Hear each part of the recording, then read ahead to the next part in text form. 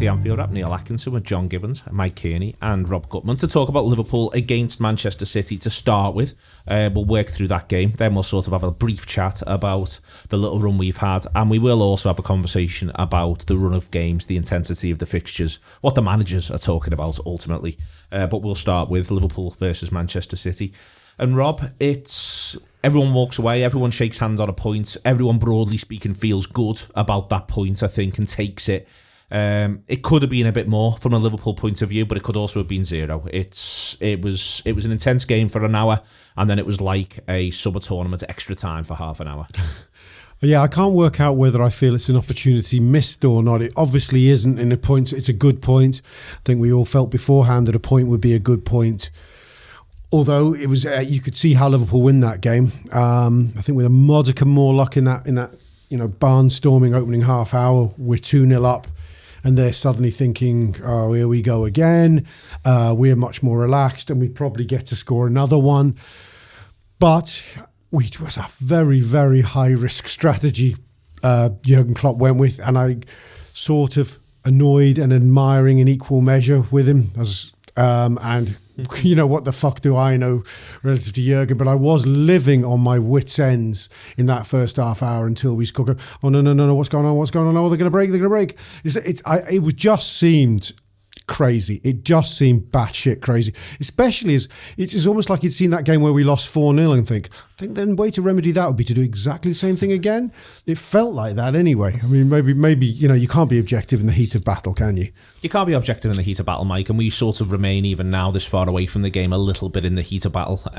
It was because it was so involving in those opening exchanges, and it did seem as though Liverpool had decided they were just going to throw all the chips down and see where they were by half-time. Yeah, it's. I think they've obviously seen something with to be confident to be able to do the basically 4-2-4. I know it could have been a 4-2-3-1 out of possession, this, that, and the other, but when we were attacking, it was basically our 4 attackers against their 4 defenders a lot of the time. So we obviously seen something. And City aren't the best defensively. We've seen teams starting to get at them a bit more after they'd sort of backed off and marvelled at them when they got the 100-point season. People woke up to the fact that, hang on a minute, like we actually can get at these. So I think Klopp's obviously thought maybe the hat-trick on Tuesday for Jota's just thought, actually I was half thinking about doing this, and I'm absolutely doing this now, and we'll go for it. We'll go for it big time. See what it comes of. I mean, we're sitting there 2 or 3-0 up after 30 minutes. Everyone's going, tell you what, Jurgen's absolutely had Guardiola's kicks off here. It took them that while to figure out what was going on. And then there was Wijnaldum. There was a point in the first half where Wijnaldum goes off his head at Robertson because he'd made a run, and Robertson sort of played it back along the back line, and Wijnaldum saying to him, "I'm in, put me in." And it's like, hang on, Junior, we've got 4 up there. Why are you breaking your neck to make it like empty in midfield? But I was sort of like, well, you know what? They're not going to absolutely run away with us, because I felt Matip came in and did what Matip always does. Good performance. First time Gomez and Matip have played together, isn't it? And they were, Gomez has really picked his levels up since Van Dijk's injury. So I felt, we'd be all right. And if, worst case scenario, we go one down and look like we're getting overrun, then you take one of the 4 off and drop a midfielder in if you need be. It wasn't like, well, what are we doing sort of thing. For me, I was more relaxed than just unfortunately finishing and balls bouncing the way they didn't go our way. And as I'm saying, you go 3-0 up, everyone's going, tell you what, we get one of these off now and manage this through 45. Yeah, but we didn't, and we'll absolutely take a point from when De Bruyne is putting the ball on the spot. We would at that point, John. All took a point. I think it's fair to say when De Bruyne is putting the ball on the spot. One of the things to sort of take away from it is the first 30 minutes is crazy. It feels like the whole game is just completely up in the air. It feels like it's unbelievably end to end, and yet Liverpool in the first 30 minutes only have 3 shots, and one of them's the penalty. And I think that, when Klopp's looking back at this one, and it's not dissimilar to the 4-0, in that in the 4-0 Liverpool have lots of really good chances and chances to create chances in the early part of that game. That maybe, just maybe, that's where Liverpool actually missed the opportunity, as Rob said before. If it had been 2-0 Liverpool by half an hour, you wouldn't have gone, that's crazy. But it's strange to say that when you can't actually identify a specific shot that Liverpool miss in that period. Yeah, I think that's fair, mate. And I think, there was a few times where, you just felt we sort of picked the wrong option or the wrong option, but the slightly wrong time, maybe sort of delayed the pass a little bit too much a couple of times. Others, we hesitated or just sort of overrun it, and you just felt like we were almost kind of there a couple of times. A couple of times it didn't sort of bounce for us as well, I think it is fair to say. And also I think both City and Liverpool to extent, I think I've underrated defenders in that, people have just decided they're much better and they can't defend. I think that a lot of the defensive issues for City are around how they set up and what they do, and it's been similar for kind of Liverpool over the years as well. And I think when they're tasked with defending, they actually do it pretty well, because these lads cost 50 million quid. Do you know what I mean? And when they're obviously set up in other ways and set up to kind of, to play basically two defenders and 17 midfielders, obviously, sometimes there's gaps at the back, who can believe it? And so I think, it wasn't much of a surprise to me to see their defenders sort of defend well individually, because I think when they sort of are a bit more focused on it, which they obviously have to be against Liverpool, that will happen. So you got to see that was the case as well. And I thought their goalie did okay in a couple of moments as well, where he needed to, that early one, that's very early with Firmino, I think he does well. And so I think you've got to sort of respect who you're coming up against, and that it's not going to be easy despite what people say about, the this, the that and things like that. They're still one of the best teams in the world, by considerable distance. And I thought, the fact that Liverpool, were able to dominate periods of the game and were able to sort of come away thinking, yeah, that's a good point, is credit to them, although there's still little bits of, well, if we'd have only done this as well. Just to sort of come back on the quality of the sort of the defending, John, I think one of the things that both sets of defenders do on both sides is just put a little bit of doubt into the minds of the attacker, and in a couple of quite key moments. I think it isn't just one or the other. I think one of the things that's actually marked from both the penalties, I would argue, of the Liverpool penalty and the Manchester City goal, I would argue, is when that doubt isn't there, when there isn't just one sort of leg hanging around. I think he just gets a little bit of luck. But for instance, Mane just decides he's just going to burst through and he's going to remove all of that. There's always someone who's on the half cover or just almost blocking a lane off, but not quite blocking it off, maybe blocking it off, and then it bounces. But this is quite sophisticated defending, I think, and you see it from both sides. Yeah, you saw a lot of intelligent position, I thought, from City. There was a couple of times where you're like, it looks like a bad ball, but then you see it and he's just sort of anticipating it, or he's alive to it, or they know. They've studied each other a lot, these teams, haven't they? And Klopp's played each other a lot now, these footballers. Klopp's beaten Pep Guardiola more than any other manager, and but that's a good thing, but it also means that Pep's well aware of what Klopp's going to sort of throw at them, and I thought, and they're going to be on it as well, and I think, as I say, I think City got caught on the hop a little bit by Liverpool's formation and approach, but they obviously sort of got back into the game through their own sort of good playing and doggedness, really, and then it was Liverpool sort of a little bit looking around going, oh, what are they sort of doing here? It's a tough game. We've had a couple of hammerings there. We've got to be sort of. Yeah. Rob mentioned the 4-0, a few years before that with the man he sent off and we end up getting hit for 5. We've had some fun there, but we've also been battered a couple of times, so that is sort of, you need to sort of remember that, really, the level of what we're up against. We come away from it, Rob, just sort of the last bit on the feelings and then beginning to look at a couple of the specific performances. We come away from it feeling a little like, had there been one more push from Liverpool? And for me, one of the things I wonder is if the manager in hindsight wishes that when he turned and looked at his bench on 56, 60, he was looking at Diego Jota on the bench rather than looking at Diego Jota on the pitch. It can feel like a bit of an easy thing to say. The other thing I also take from it is, we act as though the 4-2-4, it might well have been, managers make percentage-based decisions. It may well have been he's decided to go with that rather than pick one of Milner, Jones, or drop Keita back in. Things might have been different for Fabinho, Thiago, but I'm going to throw another name out here as well, Alex Oxlade-Chamberlain, who, in hindsight, I'm looking at that match thinking if we could have just had Chamberlain, and that sounds absolutely berserk when one of the people we could have had is Thiago Alcantara, but there is a thing in my mind going, when I was watching the game and then thinking about it last night and looking back on aspects of it this morning, I'm just a bit like, we've forgotten Chamberlain. We've sort of it's like we don't even talk about him now as an injury, if you know what I mean. And I'm left with that one just thinking it could have been so much different if the Liverpool manager just maybe had at least 2 of those available, and then he might have had Jota or Chamberlain as his move on 60, however excited we all were to see Shaqiri ready himself. Yeah. Was Minamino on the bench even? No. No, you see, that's mad. But anyway, that's another conversation. We quietly have more injuries than City at the moment, although, you know, that they've Guardiola's been quick to reference that they've been decimated at times, and I think they've had 1 or 2 games where they've had a few out. But we don't have Van Dijk and Fabinho, who definitely start that football match. And then his next 2, as you said, a fully fit Chamberlain, a fully fit Keita, both not fully available. The formation was a very strange one in a way. The Jota, the commentators kept moving from calling it a 4-2-4 to a 4-4-2. There was elements of 4-3-3 in there quietly to me if you watched it carefully. Jota was very much, I think, a lot of the time playing as a wide-ish number 8. He wasn't touchline hugging, and Salah and Firmino weren't central strikers. Salah was still nominally wider right than Firmino was. So it was, I could sort of see what Klopp was thinking. What did surprise me is with the high-octane nature of our approach, we absolutely threw everything at them, is that there wasn't a plan. I know if you'd had 5 subs, you go, let's put 3 on 55 and have another second wind. There didn't seem a proper second wind plan to me there. That surprised me. From either side as well, that's fair, isn't it? No, but they weren't the ones running themselves into the dirt in the first 25 minutes. It was us who needed a second wind plan.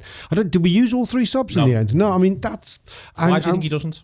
I don't know. Guardiola only uses 1.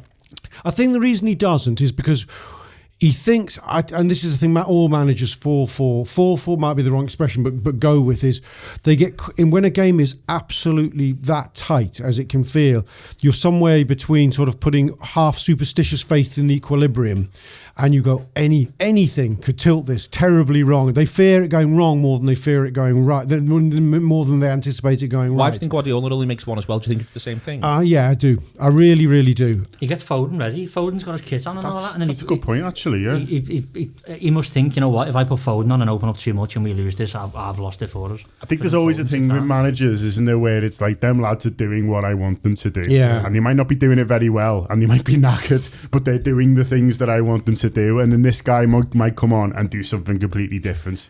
I think there's something else, which is almost what they didn't want was there suddenly to be one player with a load of energy. Well, this is the Craig Johnston, Bell Paisley theory. So all of a sudden you throw someone on and they're charging around like no one's business, and they're leaving gaps, or not everyone can go at that pace. And I do wonder if there is an element of that they're just like, it's in a sense, you know, if you look at Liverpool's bench, if Naby Keita is, you know, in fact I won't even use Keita, I'll use Curtis Jones.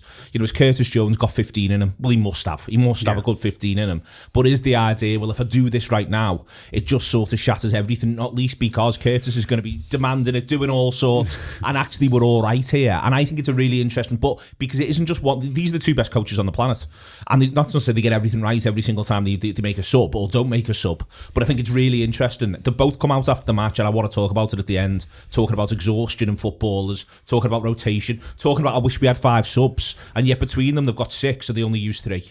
And I think it's really interesting. It's mad, isn't it? Yeah, I hadn't quite thought about it that way. That is absolutely nuts. They're sitting there whinging about it. I also think, and I'm going to say this, I've had a few spats on Twitter with people about it, the Trent Alexander injury is a classic player being overplayed injury. You don't need to be a top physio to do that.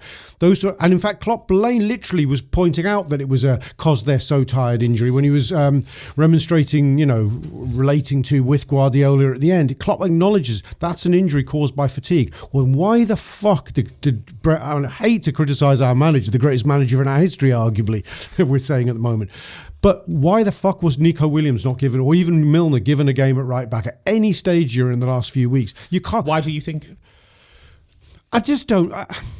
Because managers, again, because they're human and they have 2 narratives in their head at once. The same sort of thinking that makes him know that they're dying on their feet, but also doesn't want to make any changes in a game, because.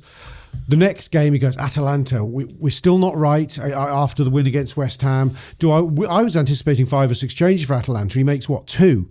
So he goes full tilt there, and he's rewarded with But don't you think part of the reason why is, 1, he doesn't necessarily fancy Milner or Phillips at Williams at right back. 2, he's playing a second choice centre half in every single match on that side as well. Sure. So he doesn't want to do that. So it's knock-on effect everywhere. It's in part that he doesn't fancy it. Like I think if you fancy Milner or Williams at the moment, point, he'd have thrown one of them in possibly, but it sort of tells us that maybe he doesn't. But also number two is that it tells us surely that what you don't want to do is, certainly if Gomez has gone to the other side, if you're playing Nat Phillips, if you're playing Reece Williams, the one thing you don't want to do is put a massive target on that side of the pitch and go ahead lads, absolutely smash us down here. Of course, and that is the logic along those lines. But at the same time, you can't then act surprised, and you may lament the fact. He's lamenting. He's not acting surprised. He's lamenting. Yeah. I suppose that's the case. I don't know. It just feels. It feels the manager. Well, look, this is the job the manager has to do. You have to also live in the, as you said, you have to live in the moment. You have to live longer term. There has been at times, there are contradictions all over the place. At times there's been not excessive caution, but real caution, like not bringing Naby Keita in too quickly, not bringing Thiago in too quickly. And Klopp's been very vocal about this. There's one thing players being fit, he said. Matip's another example. There's one thing them being fit, there's another having them ready to play. And he's been very, very strong on this one. So, but yeah, look, we are where we are to a degree, but I don't think as a manager you can complain about the injury because for the reasons you cited. You cited yes as a target, yes as a vulnerability, but you're saying so. I'm deciding rather than have the vulnerability, I'm playing the player into injury. That's what I'm going with. Kind of, or near as damn it. That's kind of tough though, isn't it? Because you can't rotate them all, and there's games to win, and he's the one who gets injured. So we're like, well, he should have rotated him. I know it's hindsight, isn't it? Yeah, but it could have just as easily have been, one of the other players. It could have been Salah. It could have been Robertson. All these guys have sort of played a lot, and I think, he can't. He's got games to win, and there's pressures on, and and things like that. And so I think it's tricky, and it is funny the way that now club managers are just all telling international managers what they can and can't do. Like, you need to rest this fella, like they haven't just had him for 6 weeks. Yeah. It sort of makes me laugh, and I know they pay the wages, and we're generally on the club manager's side, but I do find it quite funny. Yeah, it is. You need to rest, look after him. That is a mad hypocrisy. Yeah, I've literally run this fucker into the ground. What are you thinking at now? You play him, now you've got it. It is insane, isn't it? A player who we haven't seen, Mike, who just gets dropped back in, and you just said it before very quickly about him. It's a quietly excellent performance from Joel Matip, in the same way that it's a quietly excellent performance in the Merseyside derby, in the same way that he was quietly excellent repeatedly in the 18-19 season. Liverpool obviously need him to recover from game to game, because ultimately, if Liverpool can get Matip on the pitch on a pretty regular basis, then between Fabinho, Matip, and Gomez, they can pick two excellent centre halves from three every single game. Yeah, I remember when Van Dijk's injury first happened. I remember saying, if you could guarantee me Gomez and Matip and Fabinho in 70-80% of our big games, in quotation marks, between now and January, before you can maybe go and bolster, then you'd be absolutely happy with it. And the way it's turned out, we're fine. Phillips has come in and man of the match against West Ham. Williams, brilliant against Atalanta, good against Midtjylland when he comes on. But Matip is a person who's played in this team at its absolute best, and has sort of gone under the radar weirdly, because he looks ungainly, and he can be. He's made a couple of mistakes now and again, but what point to a defender in the world that doesn't. Yeah. Joe Gomez is 23. He's probably the best centre half at his age group. Still makes defensive mistakes now and again. I think the West Ham one, through the week, his header sort of falls to Fornals, and people are going, he should be doing better. And maybe he could, but he's on the way down when he heads it. And then, it's just one of them things. It happens to centre halves, it happens to defenders, because if it didn't happen, no one would score goals. So Matip, as much as I think I rate him, I think it's mainly one a week. I think he was fit enough for Tuesday in Atalanta, but he thought, what, I'm all right with Reece here. I'm all right with Reece and Gomez, and I'll save Joel till Sunday. He'll have had a full week's training under his belt.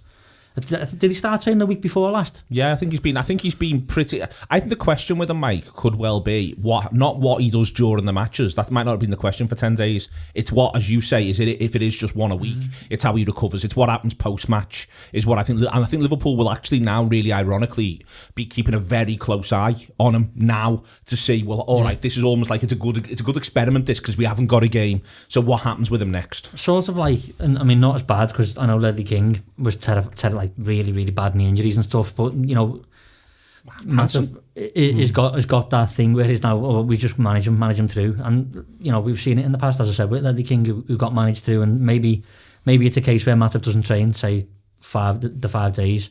Maybe he has an extra day off, mate.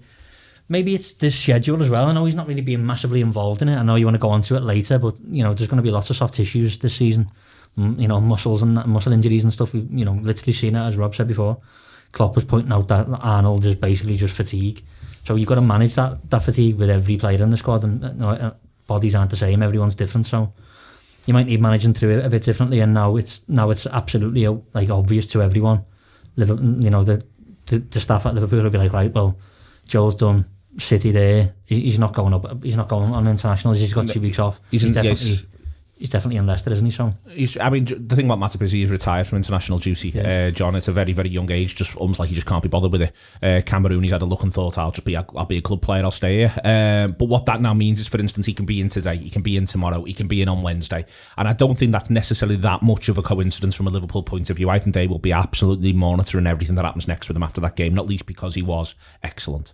Well, Klopp says that before the game, doesn't he? In his press conference on Friday, you know, he's talking about Matip and says, you know, he's trained 7, 8, 9 days, and then he's got 14 days after. So they made a point of saying that, as in, you know, we feel like we can go on him because he sort of has that gap, and we can ask him to sort of go into it. And it's interesting that they do have to be that careful with his body, and I think he's pretty much the only one they do talk about it in that way, really. You know, there's no one else who I can think of at Liverpool who did the very open around, look, he struggles 2 a week.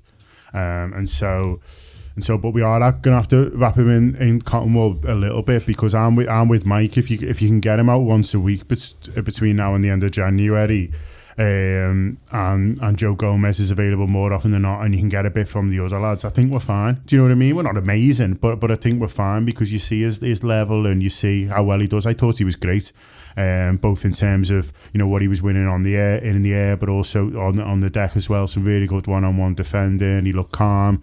I thought, considering, you know, him and Gomez haven't played together, I thought their understanding of each other was pretty good. The fullbacks were helping them out a little bit more, I thought, as well, but that's sort of no bad thing. And I think they look like, you know, a decent little partnership to me. And so if they can get them to go, and that's where the benefit of being in such strong position, the Champions League group is as well. Sorry to jump ahead a little bit, is that you can just sort of leave them for them now, and see, oh, can you get bits on for being, you know, Reece Williams is never conceding a goal for Liverpool, so that's a bonus. And so, you know, you can just say to him, you'll do a league games till the end of January, and then we'll see where we're at. No, sorry, miles away. It's all right. You enjoyed Joel Matip? I did enjoy Joel Matip. I was just thinking that 2-week international break might serve as a sort of supplementary pre-season for him as well. This is, you know, the timing is perfect. I think, you know, if you think about, you know, my very mildly critical of, let's say, Klopp and his team over the management of Trent Alexander-Arnold, using huge amount of hindsightism, but I think I think with Matip, you could say it's almost textbook. They've timed the run perfectly. They got him back for the biggest game. He did a job in the biggest game. We got a result, and I think that needs to be said and said again. A point at Man City is a hell of a result. We got that done, and we've seen him through to an international break where he gets to have this kind of supplementary pre-season. Hopefully, touch wood, we've got him for another massive game of Leicester next week. And, you know, and as John's just said, the Champions League games, they don't have quite the same riding on them at the moment, because we've put those 9 points on the board. So all's well that's ending well at the moment.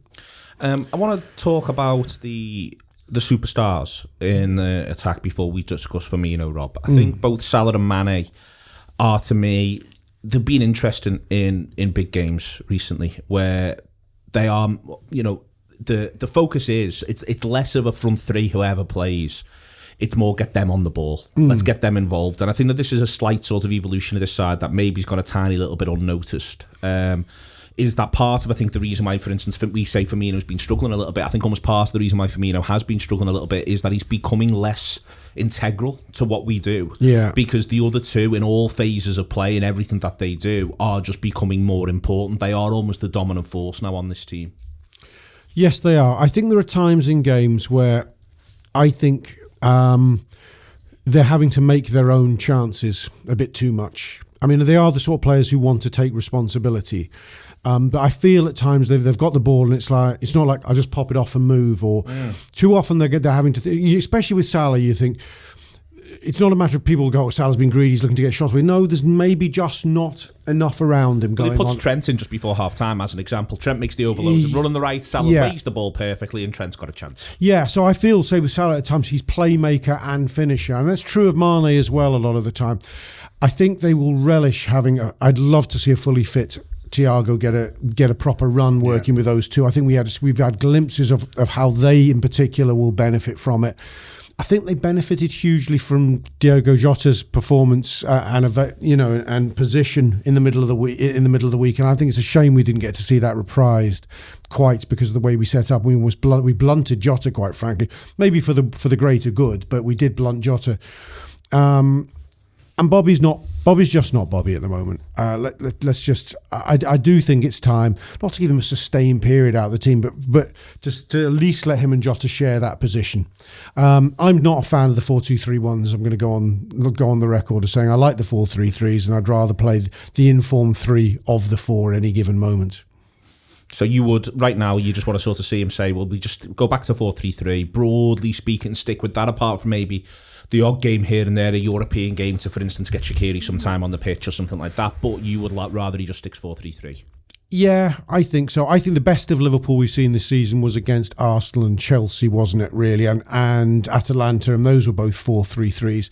Albeit there's an attacking, one of the number 8s, there's Curtis in one game or Keita in the others, who've got quite a license to join up, but I prefer that rather than the sort of the gay abandoned 4-2-4s effectively. This throws back a little bit. I'll go John first, then Mike. Actually, on this to my sort of Oxlade-Chamberlain point. One of the things I remember from the Arsenal and Chelsea game was, for instance, we were always saying after the fact, it's interesting how much Wijnaldum was the late runner. Wijnaldum was joining, and I do so again. I'll say it, and it's a really weird thing to say given the fact that he hasn't kicked a ball for us all season, and even last season he was quite inconsistent. I am sort of looking back now on this run of games. We're almost perfect at 7 games. John, we win 5, we draw the other 2. And I am left sort of thinking it is a shame there wasn't one more midfielder. Yes, you can say Thiago, but I do wonder if things are different if Chamberlain or even Keita could have been around. Yeah, it's funny, isn't it? Because you focus on the front four and you say, oh, he's made that decision because he wants to get Jota in, but I don't believe that he goes that formation if he's got another midfielder who he's got a lot of faith in to play in this sort of game. I think with Curtis, he just decides maybe it's a bit too soon. We know he can knock off on occasion. That's just experience. I'm not saying that, that's a slight on him in particular. No, he's very young. Yeah, it's just a kind of, he's been used to sort of playing under 23 footballs and bullying teams, and if someone runs off the back of you, then it's sort of not the end of the world. But obviously at this level, when it's Kev De Bruyne, you will get punished, and so that's what we've seen. And so the Milner one's interesting, but maybe he thinks with the tempo that he wants to start at and the pace he wants to go, it's not great for him. I know he likes to finish with Milner on the pitch, and he did that. I think Keita, I don't think any of us really trust, to be honest with you, and so. I think if he did have one more, and he does, he really likes Chamberlain, where he's been fit and when he's been there, he's played well against City as well. Scored some really nice goals against City. You remembered, and we had a little Zoom call with a few subscribers, on Friday night, didn't we? And we were all watching all Klopp's goals against, well, not Klopp's, all the goals under Klopp against City, and Klopp's goals to game ratio in these matches, Rob and John, is awful. It's awful. Yeah, but Chamberlain's something else Rob will be on his back about. But Chamberlain's is good, and so you can see that, and I'm with Rob. I think in terms of 4-3-3, we've just looked a bit more fluid, a bit more like a team, really. And I think your point about the individualness of some of our forwards, I think that comes more to the fore when we do change the formation, really. And so you see Mane just get the ball and think, I'll just sort of try and make something happen, or Salah sort of the same, really, rather than relying on, well, I know this guy's going to be here, or I know if I drag a man over here, this guy will go there. There seems to be sort of less of that when we play these different formations, and that's frustrating because we do lose something from our play.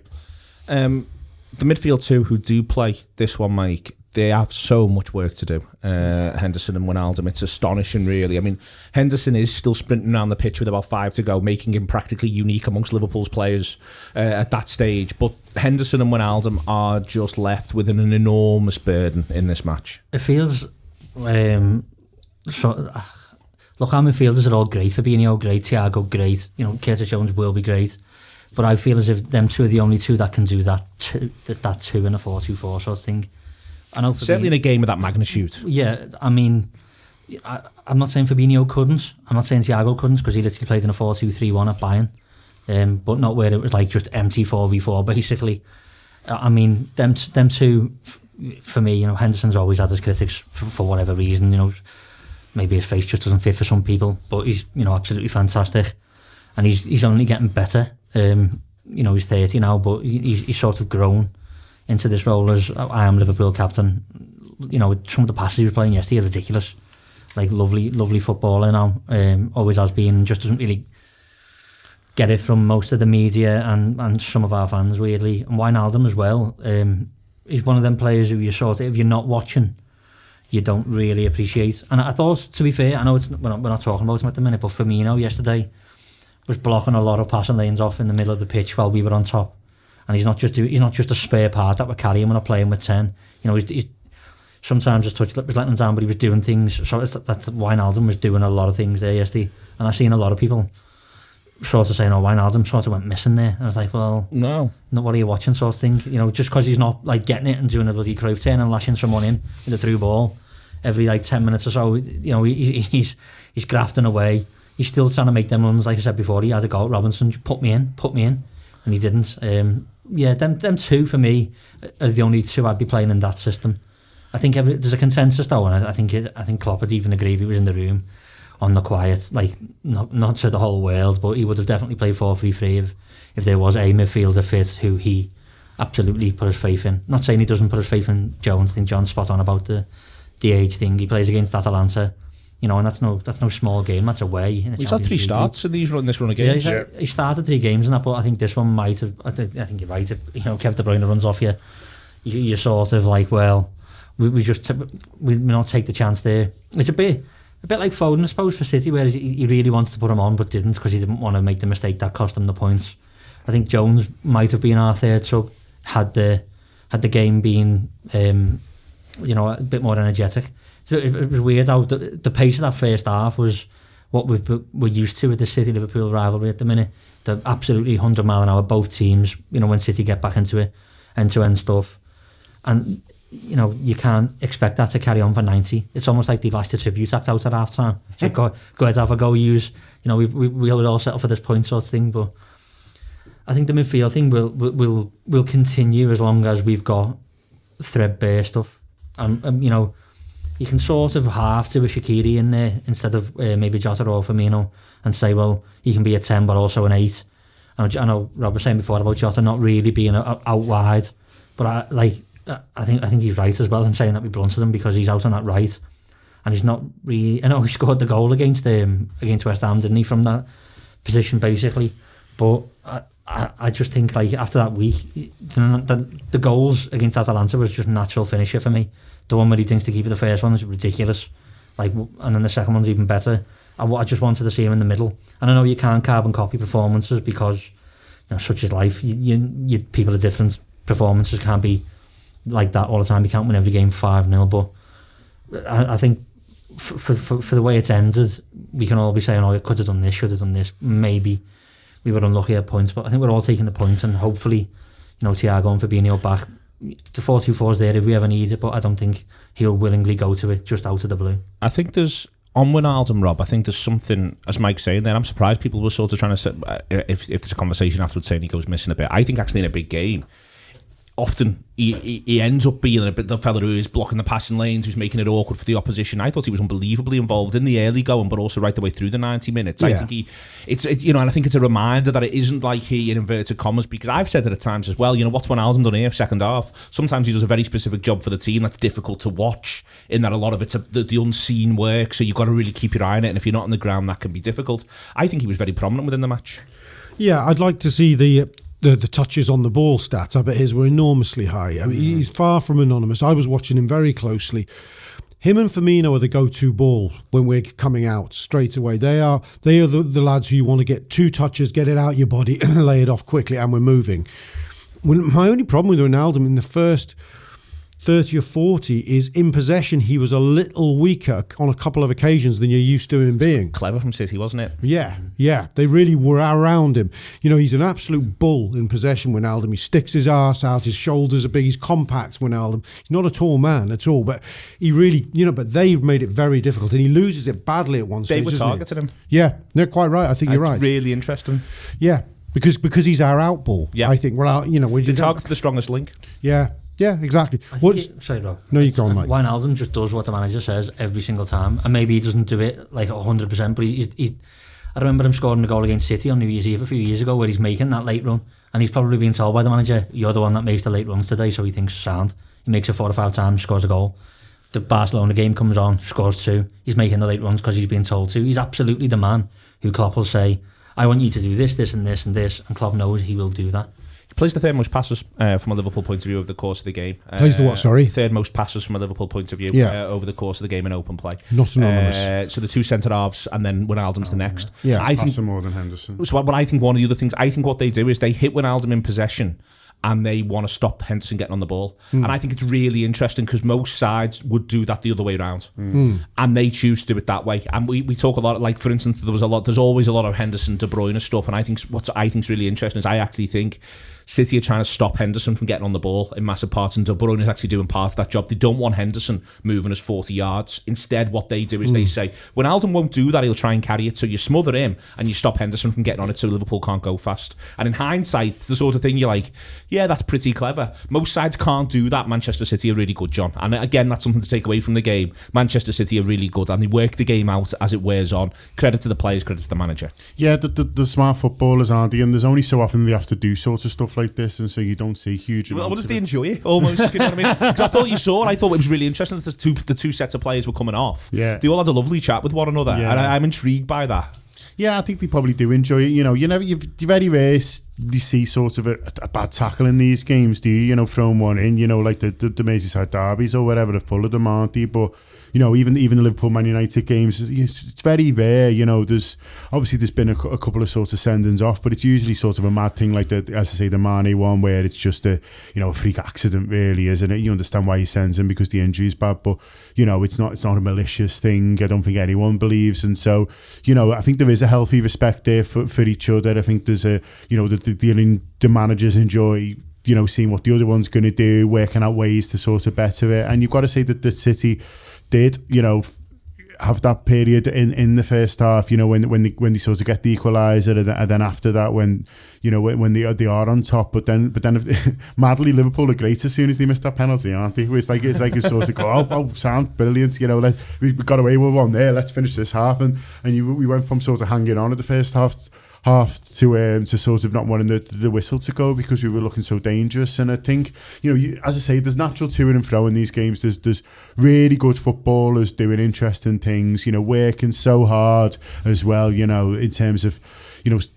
City, in terms of as we've said, it's different style for them. They're used to seeing a lot more of the ball than maybe they would do against a team like Liverpool, but they're showing different sides to the game, really. And I just think you've got to take a point. They took a point. Everyone sort of took a point on about 70, I think, really, and we move on, in a really good position in the league. Yeah, it was just worth. I've got to say this because we've talked about it in recent weeks. Some of the VAR chat about the penalty decisions, the one that's given for City and the one that's not given for us when Rodri handles. I've watched them back, and Gomez said, it's a bit of a problem VAR watching this in slow motion rather than real time. If you watch it again in real time and take your I don't want this to be to happen thing, it's a penalty. That I think certainly within the realms of the modern rules. Yeah. His body shape, he goes side on so that his body can be as wide enough so that he can get a block. Of course, he's a bit unlucky. There's no doubt about it. It's far from blatant, but we can't be overly disappointed. Apart from the fact there's a little out of context with how the game's moving at the time, and I think the Rodri one, it is close enough to his body that you can't say the silhouette's out there. So I just it's not want just the rules and arse though, because he's pulling his hand away and it's his running motion, isn't it? And he's like, like that, pulled his hand away, and he's like too late in pulling his hand away. It's not his fault. It's like the Vardy. No, it's not his fault, but there is a sense. I don't know. I watched it again. Let's put it this way: I'm not beside myself with the injustice of some of them that I've seen. Because De Bruyne missed it. No, not because of that. Not because of that. I think you're expecting that to get given, aren't you? When I saw it and watched it again, I didn't. At the moment it happens, you sort of, I suppose, whether it's hope or expectation. When I saw it again this morning, rewatching the game, I went, oh shit, yeah, that's a pen. I thought that's a pen. I'm happy. I suppose. I mean, just to divert onto the rule. I've said before, I'd be happy with the handball rule if there was just no subjectivity at all. That it touches your hand, it's a fucking penalty. It's the mild. What slightly worries me is there is a cigarette paper between giving the one on Gomez and not giving the one on Rodri. I think the ref and the VAR on balance. I think they probably just about got it right. We can't scream at either decision, but it's very fucking close. And I don't know. But it's the silhouette thing, innit? Because I can know the ball's going to hit my arm, but no, it's not out the silhouette, so I'm not moving my arm because he won't give it. Yeah. Sort of things. So you can start to be cute about it. I know, exactly. That's what I'm saying. It's not black and white still. Last thing. Firmino is first sub. There's no third sub. We don't get to see what the next sort of tactical move is because I think, as I said before, both managers at that point we talked about a little what we have, we hold. But Fabinho is first sub for Shaqiri. I don't think it necessarily changes things, particularly from a Liverpool point of view, and I do wonder if the manager had this time over, if he might do something a little bit different, Rob. But with Firmino, you felt like he just couldn't entirely get himself in. Is that the Mike thing, that he's doing a lot of work, a lot of the unseen stuff, he's doing a lot of blocking things off? For me, I think that could be the case first half an hour. I think there's a lot of Rodri with the ball at the start of the second half, and I do wonder if the manager's a bit like, you need to be closer to him there. Yeah, it's a sub. I mean, I was sort of calling for Firmino to be the first sub, but I wanted a midfield player on to just take us back to a 4-3-3 and give us a more compact base to win the game from, or to at least preserve the point from. Very, very surprised to see Shaqiri come in there. And, I'm not sure that's maybe the biggest conversation is his rehabilitation, that he was our first sub in the biggest game, the hardest game of the season. That is a bit mad. I think that's a big takeaway from that. The fact that he goes with, also, you bring on Shaqiri, he isn't a pressing monster, to quote Pep Linders on Jota. So it's an incredibly positive substitution in the sense that that's a substitution where you just say, I want your guile to go and win us the game. I want you to do something special, really. I think, so you can say, yes, Firmino was running out of legs, understandably so maybe, but you don't put a lad who's not famed for his legs on. In fact, he's got legs who are made of fucking plasticine or whatever his biochemistry is. But it's a very bold substitution on a day, really, of a manager who our manager's just making bold decision after bold decision. And it reminded me of something. I was reading an Athletic piece about Klopp at the weekend, which is very, very good. And one of the things various people said, one of the things Jurgen says in the thing, it's not actually about getting the right tactics sometimes, it's about everyone buying into them. And I think you can add on top of them, also sometimes it's about absolutely bamboozling and baffling your opponent. The way Klopp starts that match baffles Guardiola and his entire team. And the Xherdan Shaqiri substitution surely would have done something of the same, not on quite the same degree. Catching people out is very big for Jurgen. I think just on it, John, on the Shaqiri move, the way in which he does it, I do wonder if there's a little element of he almost wants as it's almost an attacking sub that becomes sort of defensive.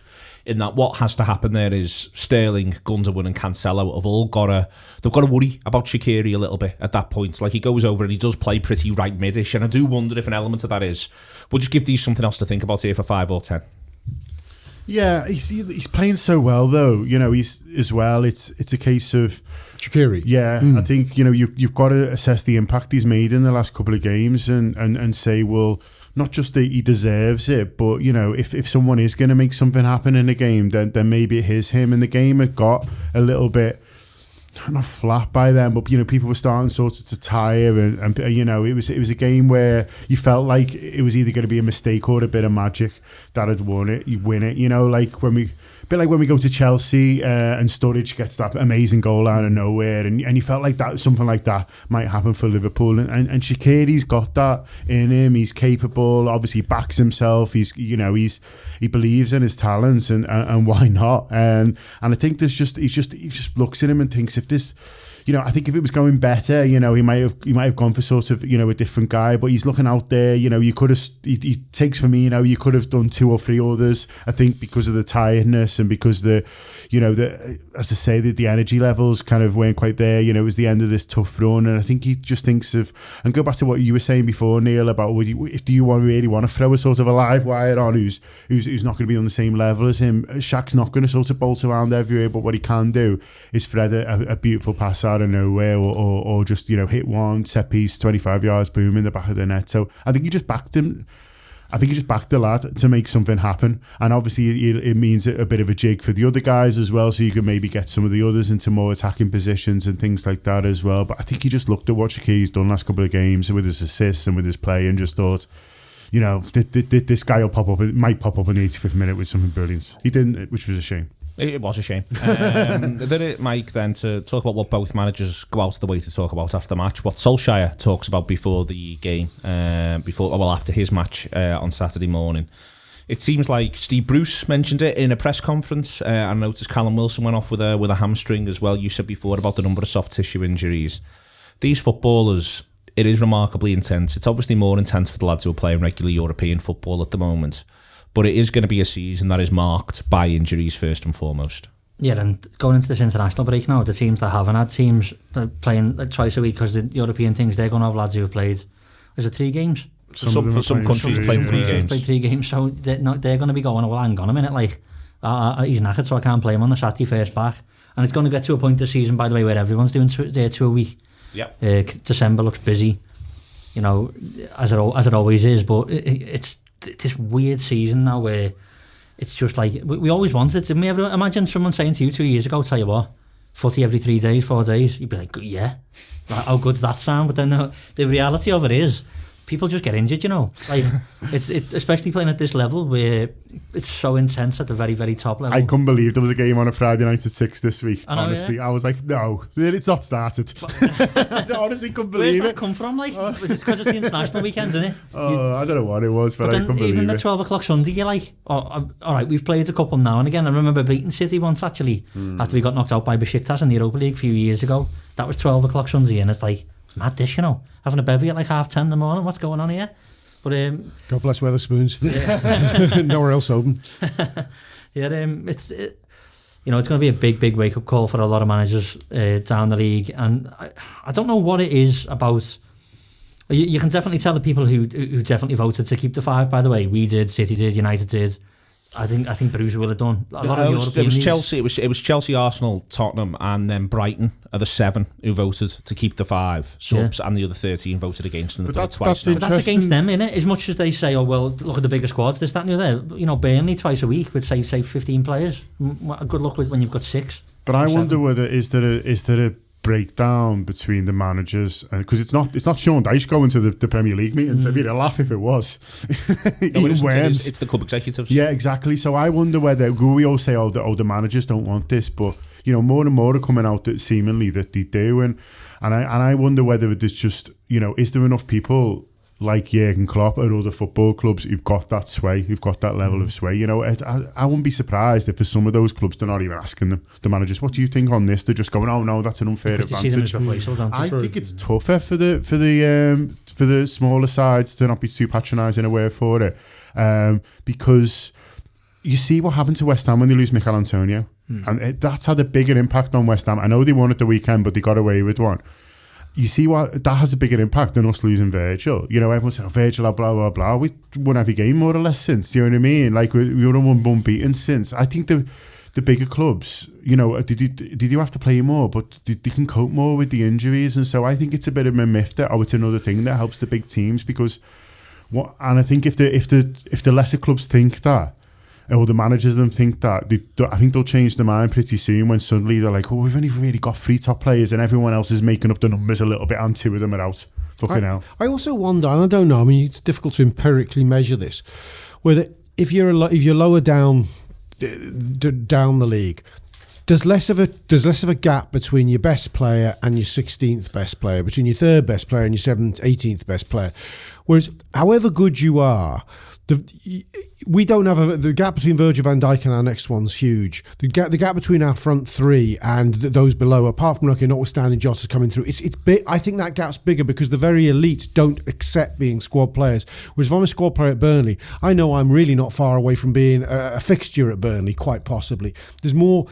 There's always a spot in the squad. Do you know what I mean? So I'm not sure it couldn't benefit the smaller clubs in a certain sense. Possibly, but they have chosen to go against it, Rob. And one of the things you see as someone who's advocated flog the footballers to near death, that is your stated position in the past in this discussion. It is. That the last 20 of that match, Liverpool versus Manchester City, they're out on the feet. And I think there's something else that's missed here. It's not just the number of games. It's that no one's had a proper pre-season. The break between the end of last season and the start of this one is shorter than it's ever been.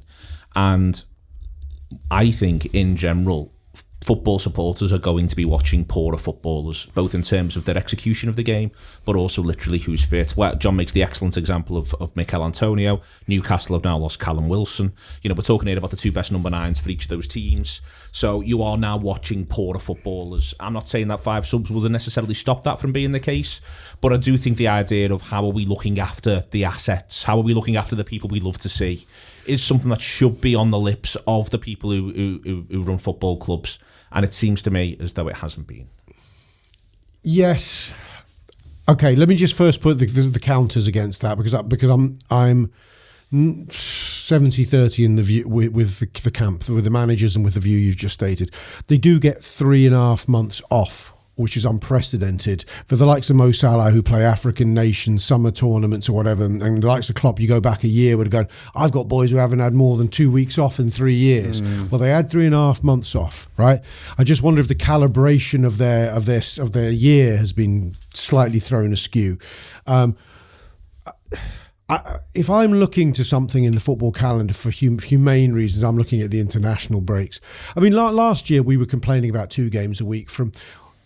Really, I don't really see that. From start of season to January 1st, are we playing more games than we did last season?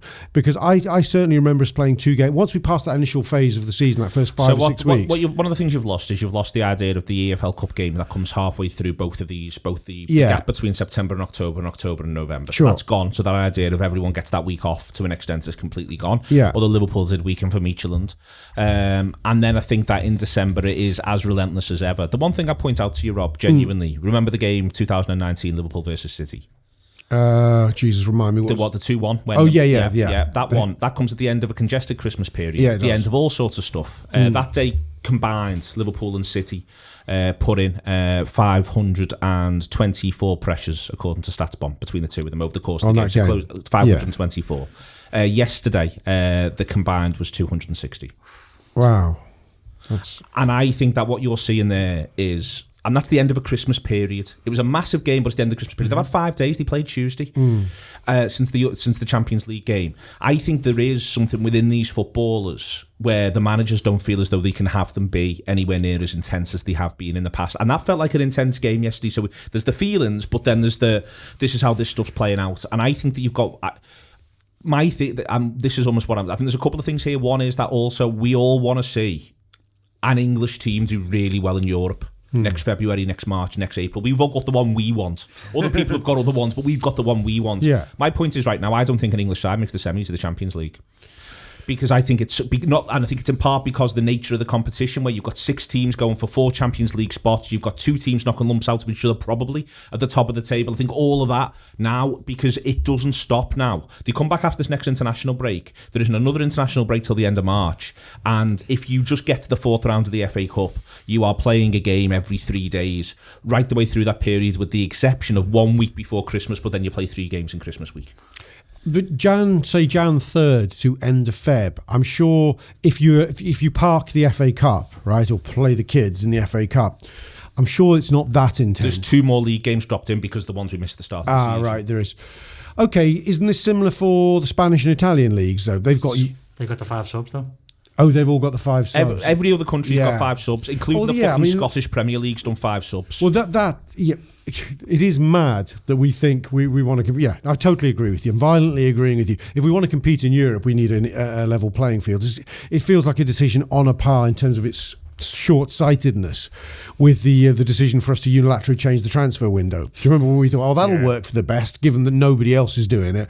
It is a bit nuts in that respect. I think it's interesting that the language around it from managers has changed, and so they used to sort of, almost ask people to feel a bit sorry for the footballers, wasn't it? And it was like, you can't ask these lads to keep doing this, and everyone's like, they're on $100,000 a week, they can play twice and things like that, and that was the argument, and it never completely sort of washed with me, but that's sort of what would happen. And I think football clubs and managers especially have sort of got onto that and changed the language, and it's become, footy's going to be well worse for you, This is going to make footy not as good. What you're asking these people to do, that you can't expect us to do all the boss things that you want with this. And I think that's an interesting change, because it's almost appealing to the kind of idea of what are we trying to achieve here? What are we trying to do? Is it the idea of, do you want to be, strapped to a chair and force-fed burgers, or do you want to actually sit down and have a nice meal? And do you know what I mean? And it's like, that's kind of like, what they're almost saying. We've ended up at this, with our greed, with our gluttonous nature as football fans, we've gone for this thing, which is You're looking at me, aren't you? I thought you were going to write down force-feeding people burgers. That's a good idea. New restaurant idea. Concept. Yeah. New South Liverpool gaff called Force Feed. Coming to you soon. Yeah, so I think it's almost kind of like, they're starting to say, be careful what you wish for. You think you want football all the time, but actually you don't. Do you think that's why we don't rest against Atlanta? Because Klopp thinks, I get to 12 in the Champions League group, and then I've got 2 weeks there where I can just go, I'll give Mike Kearney a game. Because, you know what I mean? Like, if we're through, which we're basically, we're on 9 now, there's no chance we're not through. 10 normally sees you through in a Champions League group. We've got Atalanta at home. Is it after League? We've got Atalanta at home after Leicester. Then we have Ajax at home the following week, and then we go away to So I think we go full strength against Leicester. I think he doesn't play Matip against Atalanta again, because he'll do Williams. I think he win that. We're on 12. Then you've got Ajax and Midfield, and you just go, you know what? I'll have the front three having a week off, because he did against Midfield anyway at Anfield, didn't he? Yeah. It was Jota, Origi, Shaqiri and Minamino. But I think he'll do that. But not every team's got that luxury. We're talking about the sort of wider kind of football thing, and it's interesting. All the managers have sort of come out really and supported each other. And I think I thought it was noticeable that yesterday both Klopp and Guardiola go out of the way. They don't have to bring. I don't even think they bring. I think they bring Solskjaer up almost, don't they? They say what he said yesterday. Yeah, and I thought Solskjaer was great, and it does make me laugh. And I said this on Twitter, that the fact that he's basically slaughtering the TV companies, isn't he, and saying like, you just can't keep putting games now, and then they go back and they go, what do you think, people who work for BT Sport? I think he's out of order. The truth is, there is a remedy for managers, but it's how much they gamble. And the Trent thing is another example, as we talked about right at the beginning of the show, is you can just use those squad players, You can just use those. So they're the ones going, come on, just fucking use us. But the problem is the likes of Solskjaer and Klopp going, I don't want to rest Marcus Rashford because I want to win. Yeah. They go, well, you can't win all the games. You've got to think a different way during this phase. Okay, thank you very much. You're not having Kearney. No, I can. There's an argument for it. I just think it's a difficult one to phrase to people who feel Solskjaer a better example than Klopp. I could lose my job in a week and a half. Yeah. So I could lose my job in a week and a half, lads. I'd quite like to win. Keeping them fresh for the next fella. Yeah. Yeah, exactly. Yeah. Great news, Poch. Thank you very much to Mike Kearney, to Rob Gutmann, and to John Gibbons. It's been the Anfield Wrap.